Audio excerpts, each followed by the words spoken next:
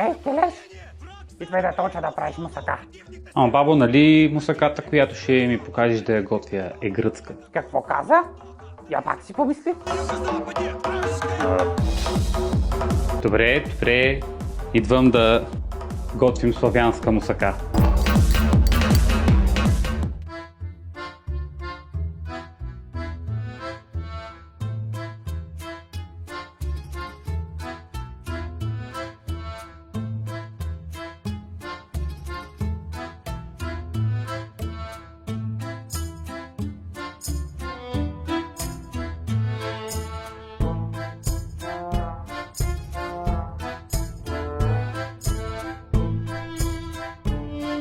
Hello there, comrades. This is how the sunrise in post-Soviet states look like. This is not my curtain with light, this is the sunrise. Here, in the past 2 videos, we prepared different varieties of banica. I hope you prepared the banica, you saw how to prepare it, so we won't bother with other varieties in the near future, but that doesn't mean that I won't show you some.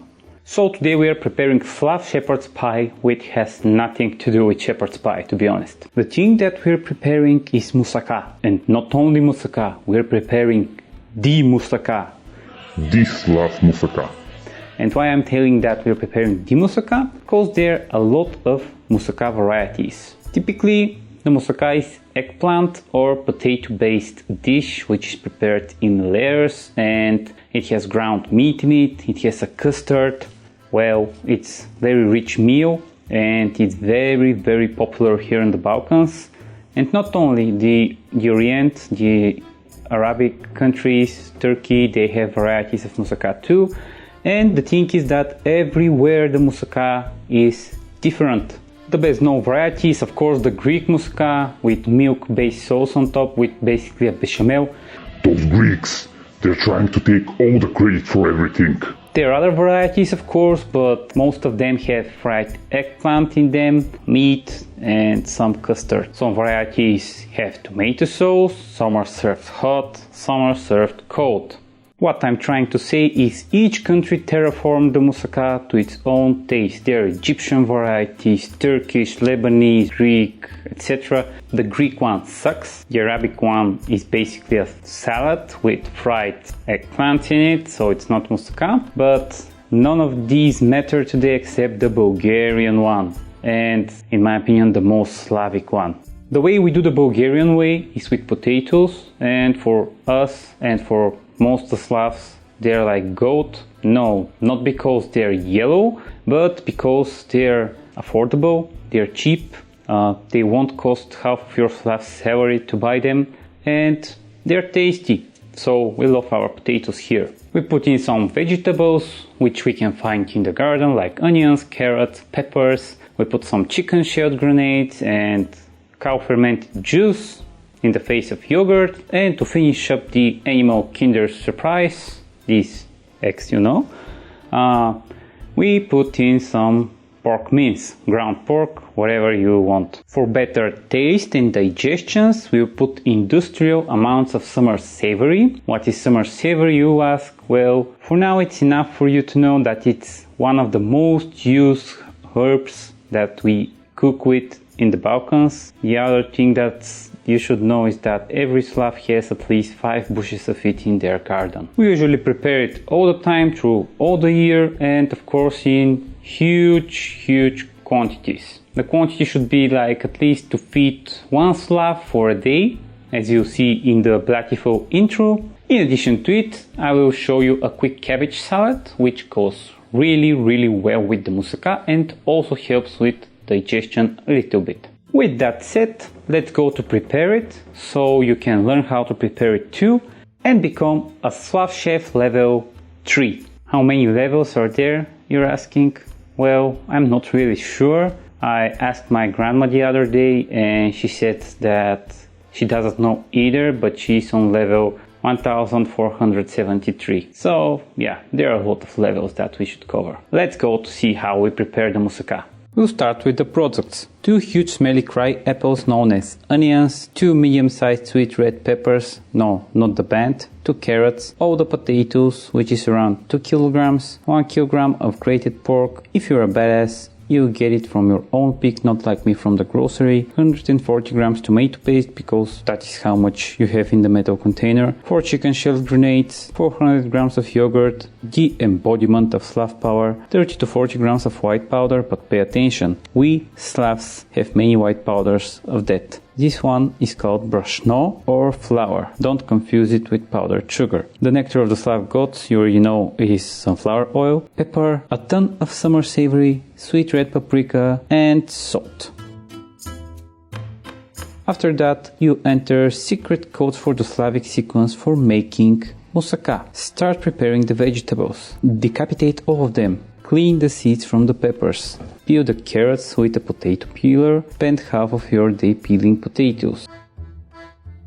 Remove onion layers that are not suitable for consumption. Do everything super fast. I use Premiere Pro for this operation. Save the vegetable waste to feed the pig, so you can have more grated pig meat and have more moussaka from it. See, this is kinda the Slav cycle of life. Cry for some time. No, not for the pig. From the onions, they're the toughest vegetable known to man. Only they fight back when cut. Cube everything else. This is a Slavic form of the cubism art. Try to create a new flag from the vegetables on your cutting board.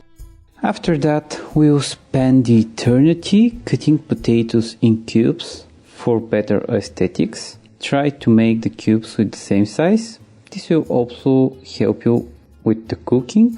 They'll all cook at the same time. 6.5 hours later. We're finished up with the potatoes. Now we are going to the stove where we'll prepare the moussaka. Heat some oil in a huge pot. I overused mine for making popcorn, that's why it looks like it's from the Balkan War. Or maybe it is. Add in the cubed onions, carrots and peppers and cook until the carrots begin to soften. Do it for some time with the lid on and make sure you stir from time to time.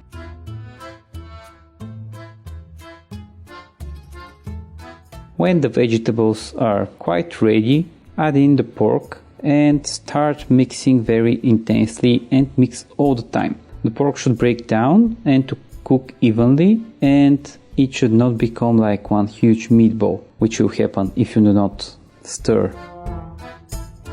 Add in the spices, a lot of salt and a generous amount of summer savory. Stir everything so spices go everywhere. You don't want one tasty potato and one which doesn't taste like anything or tastes like regular potato. Take a nice shot of everything, so I'll have what to show you. Do it for some time. Meanwhile, take the biggest tava you have. Put in the potatoes. After that, take the vegetable and pig mixture and let it meet with the potatoes. Mix everything really well. Add a little bit more salt and mix well. Add in some water, which will cover the potatoes. I add hot water so it will cook faster in the oven. Pour in the water, it should cover the potatoes as I said. And after that, add everything in the oven. Bake at 200 degrees Celsius, that is 392 in the non-essential units of Fahrenheit. And this should bake until the potatoes are cooked. They take the longest to cook. And this will take between 35 and 40 Fahrenheit of time. Meanwhile, we'll prepare the custard for the top of the moussaka. Take the orangest bowl you have and put the chicken things in it and mix well. After that, add in the yogurt and the flour and wait for your moussaka to get cooked. Can you smell what the Slav is cooking? After the potatoes are ready, put in the tomato paste, stir in the tva really well so it dissolves in it. On top, put the milk, egg and flour mixture and make sure it covers all the potatoes everywhere. This is how it should look like. Make sure you won't leave half of it in the orangest bowl you have. You don't want to waste products when you're a Slav because you have limited resources. After that, bake the moussaka until golden brown.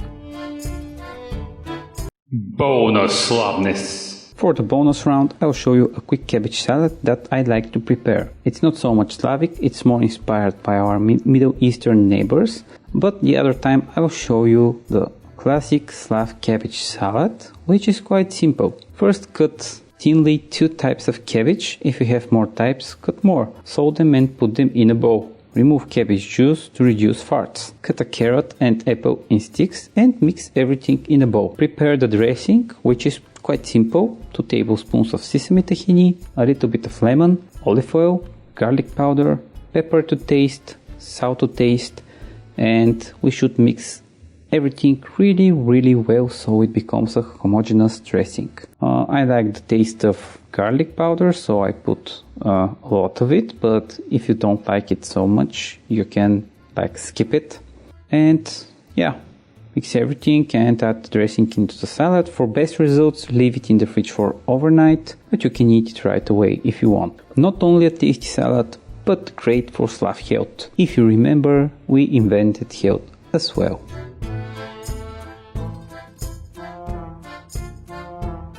The Slav difficulty level is 5 out of 5, as it has a lot of components and things to peel, cut, etc.